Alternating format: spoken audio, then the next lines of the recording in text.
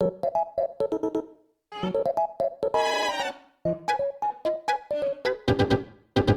Switch 2 has finally released, and it's actually sold 3 million copies worldwide, and I've been fortunate enough to be able to get a hand on a unit, as my wife has sold one of her kidneys, and I've been able to play the console. Her sacrifice will not be in vain, and I will play Animal Crossing in her behalf. And with the new unit being larger than all my hopes and dreams, the screen in handheld mode is going to be amazing to play on. The console has a satisfying click whenever you remove and attach the Joy-Cons compared to the previous sliding mechanic. Nintendo have done such a great job at reimagining the UI that they've made it identical to the previous system, and that is not that great. But hopefully Mario Kart can save the system, with its brand new launch being on the Nintendo Switch 2, but that's only if you can actually afford the game, as it costs around $80 or £60, and you'll probably have to sell another kidney to get the game.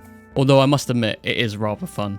But even Mario Kart World has taken inspiration from the Nintendo Switch and kept the same UI as the previous game. So going back to the Nintendo Switch 2, how does it actually perform and how well built is the console? Well, the console is rather well built. With the new large screen and the new magnetic switch controllers, they are very impressive, making it much easier to attach and detach on the go. The speakers actually are audible now, and my ears can actually pick up what the games are playing. However, this new audio doesn't make me any better at the game, and I still can't hear shells coming behind me. As you can see, the new screen is very vibrant and is great for playing games on, however it is very reflective, so I think in outdoor settings it might not be too great when playing directly in sunlight. But that's fine because I can't afford to go anywhere considering how expensive the Switch is and all the games are. One thing I've noticed when playing on the Switch is that the Switch does like to pick up dust quite a lot, and fingerprint marks are slightly visible when playing for long periods of time. Also, as you can see here, the gaps within the magnetic Joy-Cons are a little bit visible, and when holding them upright, they are a tad bit flimsy, so be careful on swinging around your Joy-Cons when they're attached to your Switch. If you take a look at the redesigned game holder, then you can see where all the money's been spent. This is to make sure games are held in securely, but I wasn't aware that this was a problem on the previous Switch. The new redesigned kickstand is an amazing feature to have, but only time will tell whether it weakens after a while. The new USB-C port on the top and bottom is a lovely addition and will surely help with prolonged periods of gaming on a table or desk. And the top buttons on the Switch are very comfortable and very secure. Taking a look at the bottom of the Switch, if you unfold the kickstand, you're able to see an SD card that you can put in for extra storage. But with the new Express standard, which is very much welcome due to the fast speeds, you might have to spend a little bit more, as older versions are not compatible. The console, although being rather expensive, is very well made and has significant graphical improvements and performance updates for various games, but the overall starting lineup of the Switch 2 is a bit lacking.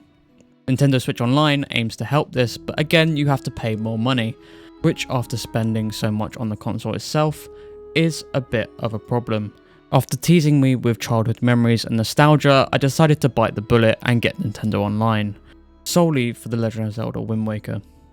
And after being met with this screen, I realised that it is actually in this aspect ratio, which isn't a problem, but it does remind me of the old GameCube days. I'm not sure if it was just me or the console, but I didn't remember this sort of input lag when growing up. Take a look at this for example. Here I'm pushing on the joystick very slightly and you can see that there's a bit of input lag just before running. This might just be the turning animation and doesn't affect the game at all, and it brings back such wonderful memories of just rolling everywhere and bashing into everything. And with handheld mode, there isn't any performance issues that I've been able to see. There's been no stuttering or frame rate drops and the game works perfectly. I'm not sure how many new Switch 2 games will be released for the console, but if you're looking to upgrade your Switch and have a much more streamlined performance for your Nintendo Switch 2 games and your Nintendo Switch 1 games, then this is a great option. Transferring data was relatively simple, however you must have your old console nearby, so make sure not to sell your Nintendo Switch 1 too early, as you won't be able to play your games as you have to load the virtual game cards onto your new console. A way of getting around this is you can unpair your old console if you no longer have access to it. At this moment in time, I don't think it's worth selling your house for a Nintendo Switch 2. However, as more games come out and the lineup of games get stronger, I think the console would become one of my favourites.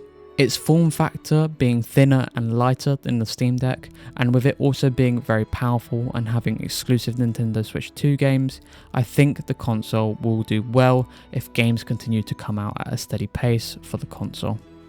Let me know what Switch 2 game you're most excited for down in the comments below, and I'll see you in the next video.